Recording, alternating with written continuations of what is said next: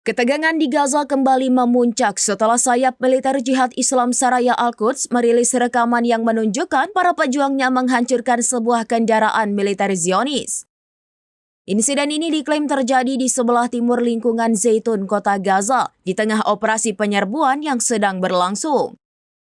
Dalam video tersebut terlihat jelas ledakan dahsyat yang disebabkan oleh alat peledak berkekuatan tinggi mengindikasikan peningkatan intensitas pertempuran di wilayah tersebut. Klaim ini muncul di tengah situasi yang semakin memanas di jalur Gaza dengan laporan serangan dan baku tembak yang terus-menerus. Pihak Israel belum mengeluarkan pernyataan resmi terkait insiden ini, namun rekaman yang dirilis oleh Saraya Al-Quds menambah daftar panjang insiden yang memicu kekhawatiran akan eskalasi konflik yang lebih luas.